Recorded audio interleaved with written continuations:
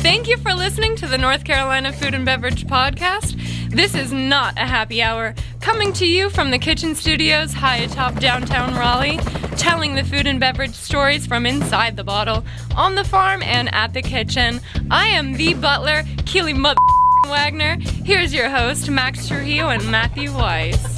Hello, and thank you for listening to the North Carolina Food and Beverage Podcast. I am your co-host, Max Trujillo. I'm your co-host, Matthew Weiss.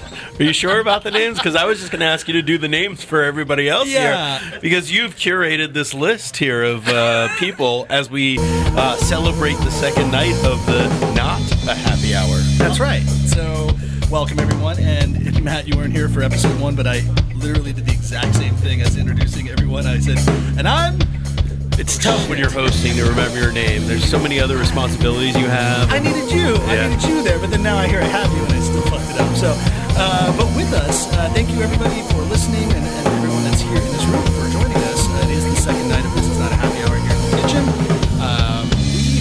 We're just kind of keeping it casual, but we're bringing in those that help collaborate with us, some that just decided to come in and eat our food and our booze, drink our booze, and we're all here. So I'll just kind of walk around the room real quick and tell everybody who is everybody. So, previous guest of the show, actual episode 22. OG. And to give a perspective, the episode we just released, I think, is like episode 215. So, going way, way, way, way back when we first started, architect extraordinaire, Mr. Louis Cherry. Say hello. Hello. Thank you. We also have from The Shop, which is a pop-up series doing fantastic New England subs. We have Liz Grandchamp, who also is over at Local's Oyster Bar. Is that right? It is. Yeah. Say hello, Liz. Hi there. What's going on? You know, just making sandwiches and hanging out. And the guy that decided to serve alligator to everyone in this room, and the most recent previous guest of the NC F&B podcast, Mr. Sonny Gerhardt. Hello. Hello. We also have Trish Witek, your Aunt Trish, on social media. Trish, secret's out of the bag. All 12 people listening are going to know. So, but Trish, go ahead and hit that mic to you. Okay. Trish, you do a lot of social media for a lot of big food companies in the area, and you're kind of the behind-the-scenes person for many places that we're all going to know, like the Angus Barn. Gonza Tacos and Tequila, Chow, Vivace, Coquette, are some of the restaurant groups I work with. I'm very blessed I get to work with some great companies. Yeah, awesome. And last over here, Mr. Gregory Ewan. Am I saying it correctly? You are. Yes, Mr. Gregory Ewan, you are the most interesting man in this room, by the way. Thank you. You're slinging drinks for everybody at this event, but you run Auntie Betty's. Auntie Betty's. Auntie Betty's. We are not against Betty's. It is an elongated version of Aunt. Yes. Yes. We are named after my financier and the owner of the Hibernian Group, Niall's aunt out in Ireland. That's right. And Niall, who also has been a former guest of the show. Yes. So yeah, we got this room. We've got a designer. We've got food makers. We have people that write about the food. We've got drink makers, and then Matt and I who just consume everything in this place. So welcome. That's the room. Well, we already talked about the gator, but give us a little bit more because, the thing is, and I just told somebody, gator can sometimes be chewy, really. But the way you prepared it, it's delicious. It's like a ragu. Is that kind of how you describe it? Absolutely. Okay. And then you did it on some sort of fried saltine. I'll just tell what Sonny made. Never mind. Get out of here, Sonny. It was delicious. It was. So fried saltines and then gator bolognese, little pickled banana pepper. I was talking with Louis earlier, and it's one of those things. Gator can be off-putting to some people just strictly by name. So I think attaching it to something that's a little more approachable makes it easier for folks to partake, to consume. Yeah, yes. And it had this like spicy kick. It was it was really good. Awesome. So Sonny, how does gator tartare play? I'm sure someone would do it justice, not myself. Yeah. How does one procure gator? Where do you get gator?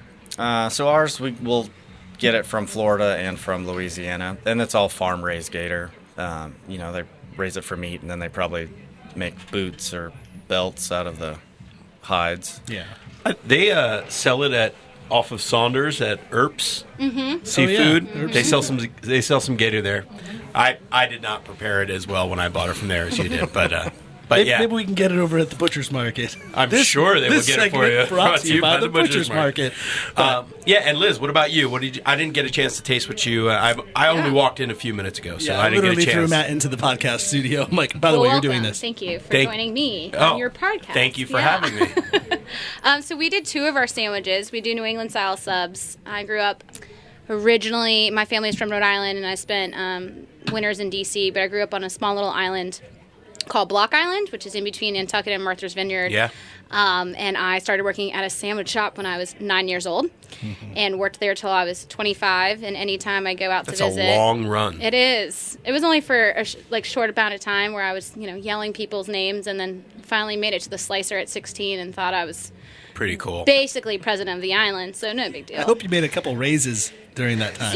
We went from $5 to $6 over a couple summers, so I really was racking it in. What is a New England style sub?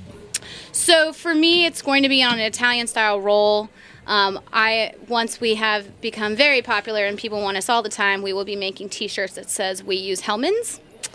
Because we do. That is controversial in these It's a parts. very controversial subject, and we stand by it. Yeah. Okay. And I was having Stake your claim. I don't know if anyone did. else in the room knows this, and I brought this up to Liz, Yeah. and she didn't know either. I did not. Does anyone not know that Hellmann's on the West Coast? Does anyone know the name of what Hellmann's is on the West Coast?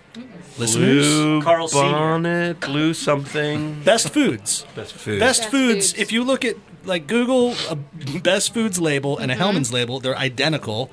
And I'm the guy that actually has a computer to do that, so I can probably do it. But they're exactly the same. And I don't know if it's like a Carl's Jr. meets Hardee's type of thing where it's like the same stuff, but they have the same. It's the same. See, it's the same logos. That's Literally fact check. exact same thing. Fact It is check. fact check. It looks like. Yeah. I mean, I don't know the science or Wikipedia, how it all yeah. happened, the legalities of it, but it's the same thing. I grew up with Best Foods, Right. So like Hellmann's. But when I moved to the South, I jumped ship, and now I'm a Duke's guy. I mean, I'm not against Dukes, but I'm a Hellmann's girl. Can we get a poll of the room about Yeah. what you guys? Hellmann's. You're a Oh, Liz. Wow. Sonny, do That you could care to weigh affect in on some this future- one? This could could affect be- your business Yeah. forever. Dukes. Dukes. Yeah. Yeah. Lewis. Dukes. Yeah. Whoa. Greg. Greg? Eggs and olive oil, no wrong answers. The diplomat on Super Yeah, what Tuesday. is Sweden over here? Yeah. Hanging out. So we did two of our sandwiches. One is on a wrap, and that has house-made hummus with some feta, some onions, roasted red peppers. We do salt and vinegar Cape Cod chips on there, and a green tahini, lettuce and tomato, avocado. And then our other is a play on a turkey, so that's our Lobo, and that is an Amorosa roll from Philly with mayo, crispy prosciutto. There's going to be turkey, pickled red onions, provolone, Wow. and avocado. And so Max mentioned that you work at local seafood as well. So I do. How do you do the both, and how can people find your stuff? So shop. I am actually about to leave locals. Don't tell Sorry, Eric. Eric. Yeah. Poor Eric. I was This when I is gave your him my notice. notice, I was very upset about it, and he was like, "Please, yes." I was so nervous to give my notice because they're just so great over there. And then when I did it, he was like, "Yeah, of course you should go." And I was like, "Oh, okay, great." And previously, I was at Oakwood Pizza Box and then Crawford and Son. So just everybody that I've met through the years of working. Pretty in crappy industry. resume. It sucks. Who and who? Yeah. Yeah. It's just How some insane people. is Anthony Guerra just on a day-to-day level? I don't think the word insane. I think focused Ooh. is a better word. Yeah. I love him to death. Don't get me wrong. He Yeah. knows that. But like, he's not your typical guy. Like, he is not No. your No. everyday average He's person. laser focused and he knows what he likes and I'm sure if you were to ask him the mayo question, he'd have a very strong opinion on and what he likes and doesn't like. He looks at the label of when it was packaged, and he's like, I buy Dukes in the winter. I buy Hellmann's in the summer. Probably. Yeah. And you know what he actually, not food related at all, but this just reminded me because I just bought a new pair. He is insanely knowledgeable, like more than anybody I know about Shoes. Jordans. Yeah, shoes. And Yeah. he can like look at it and see how authentic or like what factory it was made and that kind of thing. Yeah. So I'm gonna have to bring these new pair by him and see what You know. should. Yeah. He's Yeah. a professional in what he does. He's someone that I've been really lucky to learn under and see how he's done at Pete's Box and kind of understand how I want to run something. So Totally, right? It's been great. Same with Crawford. I mean, there's really not been anywhere that I haven't not enjoyed. Yeah, so and at Crawford, I mean, that's the team there was great. We've got the guy that helped design Crawford and Son in Louis Cherry, and back in the day, I think Louis, when we were speaking, you were maybe Living Kitchen was just opening up, but you had also had a lot to do. You were working with Ashley with Death and Taxes. I don't know. I'm like asking you things I should know before, and then you're like, no, I didn't do that. But did you work on Jolie? Yeah, I did Jolie. So you designed Jolie with Scott. Yep. That's, of course, for those that don't know, but you should know, that's Scott Crawford's new restaurant. That's a kind of a French... French bistro. Bistro, with a rooftop, which is really cool. And unique to that area because it's Oakwood, which is a historical area, so I imagine there's a lot of hoops to jump through to make anything happen in a design sense. But and then, of course... Well, Louis knows all about that. Yeah. I have jumped through a hoop or two. Yeah. And, like, really, one of the most beautiful places I've seen, poolside pies. You did that, right? Ashley's? Yep. My God, you walk in there and you are transformed. And it's so cheesy, but like you walk in, you're like, I don't even think I'm in Raleigh right now. Like I feel like I'm just chilling out at the beach. I just want like the lighting, everything. Like that was so design focused. Like you can't not understand where you're at when you walk in. That's like the first thing that happens. So you're doing some great work, man. Well, I'm really happy to hear you say that because as a designer, you do stuff and you just have no idea how people will actually perceive it. And for me, I thought Poolside Pies was just a real trip almost. Like this is a vibe and a whole world, but will anyone see that and get it? And so to know that connects is very gratifying. That's surprising because just before Max was pulling in Costanza and just saying, "You're an architect?" I always wanted to be an architect. Remember? It's like, oh, by the way, I told her that you were a marine biologist. Marine biologist? Why didn't you tell her I was an architect? I always wanted people to think that I was an architect. If you own a restaurant and are looking for mobile and online ordering, give eHungry a try. They work with thousands of restaurants and charge ridiculously low fees. So let your customers order online for carryout, delivery, catering, and more. Get free setup and a 60-day free trial by visiting ehungry.com/NCFB. That's ehungry.com/NCFB.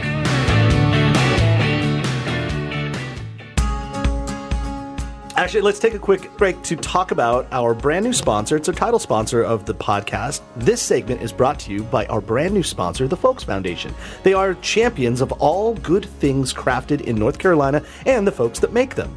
And they are a journal. It's an online and printed journal with fascinating articles.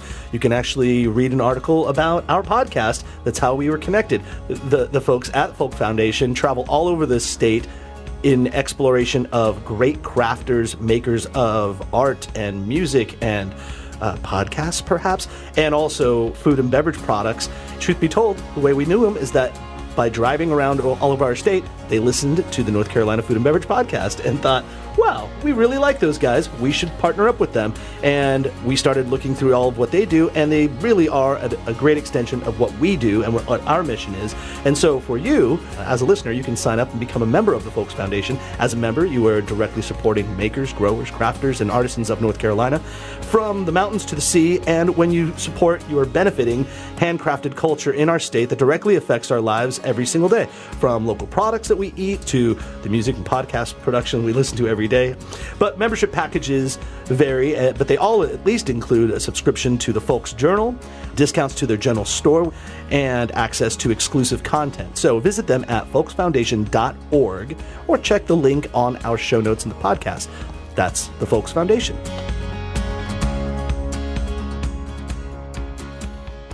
So, Trish, let's swing it over to you real quick. Based on the recent success, since you do work with the Angus Barn, we were talking about it before we walked in here, the Angus Barn just got nominated by the James Beard Awards for Best Hospitality in the Nation. Yes. Yeah, give it up. And I think anybody who's ever been to the barn would know that is a well-deserved kudo. Oh, man. From the minute you walk in, and the complimentary cheese and crackers, who here has had that ruin the meal before they even ate their meal? They filled up on cheese and crackers in the relish tray. The pickles. I go for the pickles. And they're great. And then the birthday cakes that they send out, and if a military person comes in there, they are given a special bottle of wine, and half the time Van herself delivers that. So hospitality is huge to her. And the apples on the way out, too. Yeah, I forgot about that. Yeah. So, I mean, hospitality is just really the foundation of the restaurant. So it's so exciting. I had a butler for 4 months, Keely, and she, a kid, that's what we called her, but she was my intern, essentially, paid through the military. She was just leaving her last 4 months of the Army. It was an externship. And we met with Hank, the beverage director and wine director at the Angus Barn. And just in casual conversation, I said something to Hank. I go, oh, by the way, Keely, she's in the Army. He's like, oh, well, before we leave, hold on. And then walked her down, grabbed her a bottle of wine, thanked her for her service. And she, as like a 21-year-old, she's just like, are you kidding me? I'm like glad you said 21.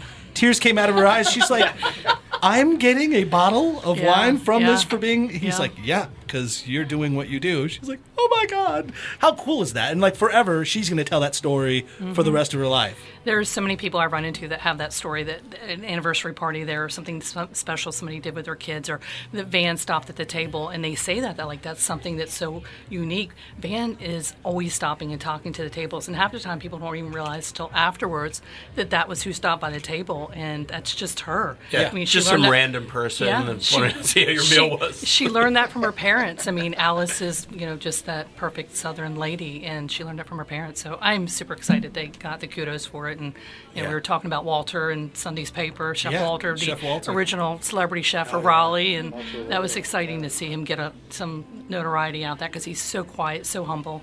Oh, yeah. So. What about Scott James? We're there. He's doing some cool things, too, no? Oh, Scott's great. I worked with Scott for a year. I know you did, yeah. He is the greatest chef I've worked around. He's such an entity. If anyone knows him, they're just like, dude, that guy just exudes charisma and like leadership. I had watched guys cry in front of him and then like hug him, and then he married his sous chef to the pastry chef.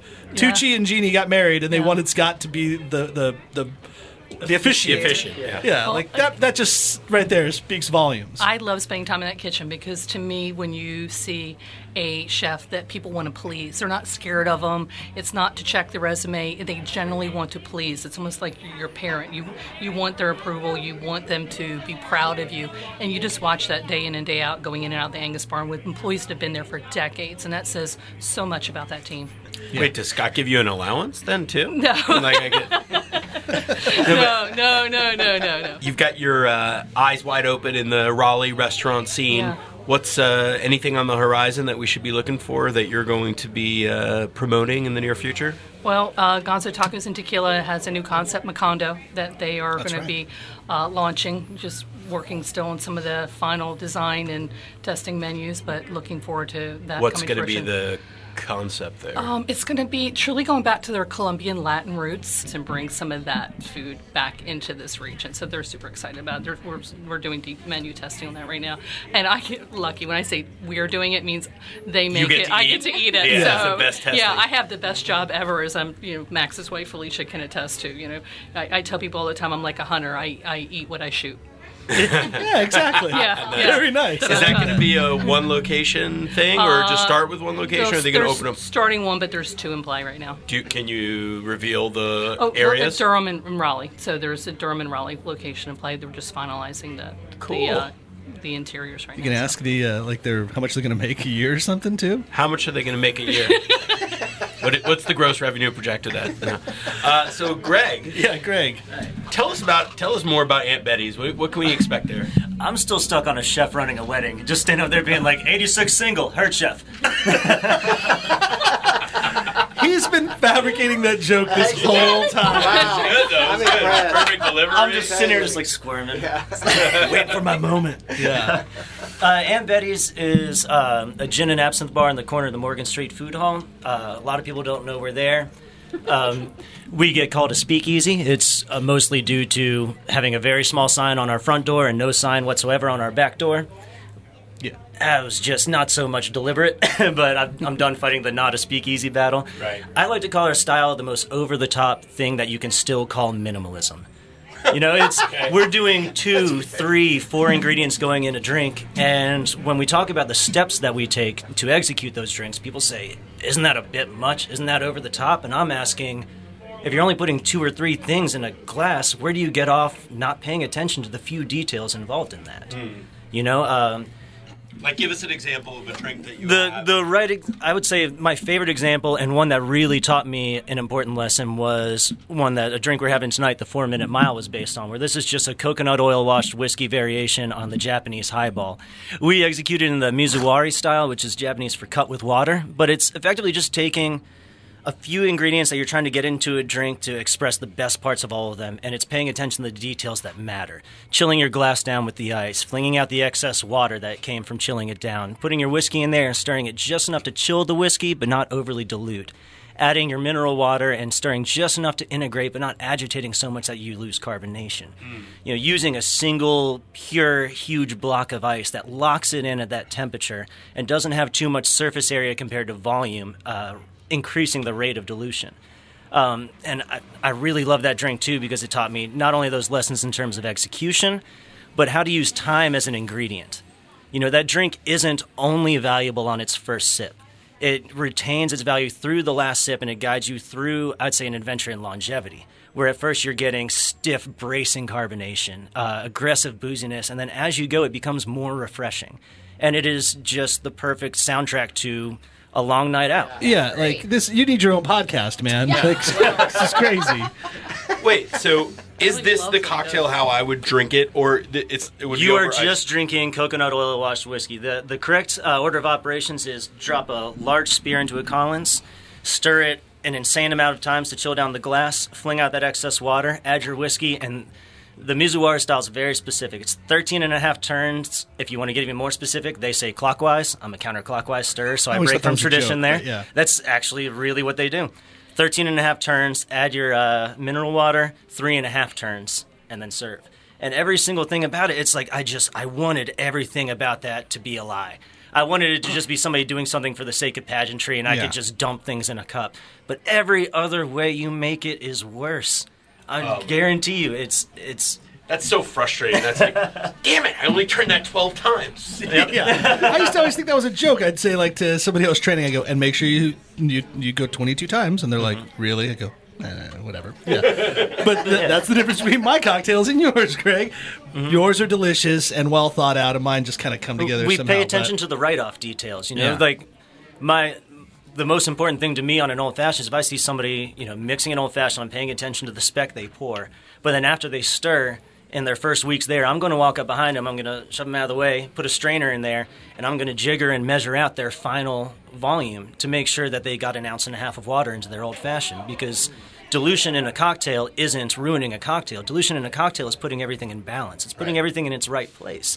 You may think you've had a sweet old-fashioned at this place, but when I ask them what their spec is, they're using the exact same recipe I do. It's just, you know, if you pour it on service ice and you just give it a quick little whip, you're just kind of doing all these steps, and then at the very last second, just throwing something out there. Yeah. That's funny because we talk about batching all the time, and so you're just saying even if you batch a cocktail, which is up to perfect spec, it still matters about the ice and the water usage and everything. The temperature. So it's cool to see that you were able to come bring your talents to Raleigh and open up a shop out here, and what we've all tried tonight, like, you've blown us away. Oh, thank you. I really appreciate it. I'm really not good at taking glancing blows at things. Where did you learn all of your expertise? Reddit and podcasts. That is literally it. I'm telling you, Reddit, podcasts. I started out actually at a spot that was founded by the person who opened the Angus Barn. I started out bartending when I first moved here from Southern California in 2006 at Daryl's out on High Point Road. It was the very last Daryl's standing in Greensboro. Yeah. Worked there for 4 years. And Marty then Cotis' Marty place. Cotis came through. He bought it to turn it into, I think he was going to turn it into a CVS or something because the property was so valuable. Yeah. And then he realized he bought an entire franchise by buying one building. and hired me and my roommate on as subcontractors. So I got to spend a couple months tearing a place board from board that I worked at for 4 years, which I was telling people out there, I highly recommend doing that. If you have the opportunity to go somewhere you used to work and tear it to pieces, do it. If you go into Greensboro, Marty Kotis has done so much there, but Mike Rosado and I on the Pencil Pushers podcast are releasing an episode later this week called the Kotis Street Art episode, and it's all about what he's doing because he's done an amazing job of street art, hired artists from all over the world to paint on his like 30 plus buildings that he owns in the area, and he owns Pig Pounder and Daryl's and a bunch of other food establishments, but he's a developer. He's the money guy, but he also is huge in the arts, so he kind of brings artists together and says like, make this ugly building look like something I want to look at every day, and the art that's coming out of it is overwhelming. There's an embarrassing wealth of artists out in Greensboro, especially Jex, Brian Lewis, one of the guys he brought in to do him. That guy is making some incredible stuff. Yeah, so if you guys ever want to hear any podcast that I do that's not this one, check out the Pencil Pushers next week. It's really, really cool. It's even different from what we normally do on that episode, on that show, because usually it's just guest based like the way the NC F&B has worked. But this one, like, we went in and we spoke with like 15 different artists and we took them all aside and we got what made them tick, and then we put it together. It's cool. It's going to be different. It's like a street art version of the Song Exploder podcast. Sure, yeah. Oh, you got to look that one up. It's going to be just like that. I told you I feverishly consume podcasts. That's how I found out about y'all. I'm like really stoked to be here right now. Hey. Well, that's it. We're going out on that note. Yeah. Oh, great, kick them out. Wait, I do have one question. When you go to another cocktail bar, is it maddening for you? Is it like a movie director trying to watch a movie? Everything in its place, man. Yeah. You know? But do you just get like a beer and a shot when you're like at other places because you don't want to watch somebody fail to make a old fashioned or something? Okay, hold on. I got a question. Yeah. Lewis, When you go in a bar and you know it pretty much sucks, what's the drink that you can order that is the least risk? Oh, gin and tonic. Excellent. Oh, maybe this is the podcast. No, the Lewis and Drake The podcast. gin and tonic will get I decimated. experience that all the time. Oh, yeah. Yeah, The what's your Negroni. safety drink? The Negroni, you've got an equal yeah, parts I'm balance with you. of spirit, bitter, and sweet. And there's nothing, you put too much Campari in it, I've got a great amount of Campari. You put too much vermouth in it, I love vermouth. You put too much gin in it, I love gin. Great answer. That is. Love it. Yeah. Oh, wow, I mean, this is Pro great. tip right there, everybody. That was a good one. Yeah. Well, I mean, I think that's good. We're like 28 minutes in, and I think it's okay to be done. Cheers. Yeah. Anybody have anything they need to plug or say or anything? No? Lewis, any specific pizza you're working on lately? The last time we talked, you were making man. pizzas. Pizzas. Oh, man, I'm always making pizzas. You're always making pizzas. Yeah. No, but pizza. This guy does not just make regular This guy. pizza. Like, he made the best pizza I've ever had by any person, and he just was nailing it in his own home kitchen. Like, people don't realize Louis Cherry is a fucking master at pizza. Well, thank you. I could've been dropping F-bombs. Latest is like It's a podcast. We're not FCC regulated. pear and caramelized onions and gorgonzola and all the unctuous stuff that we love. Yeah. Put Gotta it get on that pizza. Well, Matt, get us out of here. Everybody, come to This Is Not a Happy Hour. You will eat and drink very merrily. Thanks for listening to the NC F&B podcast. And if you've stuck with us this long, review us on iTunes and remember, 5 stars are encouraged.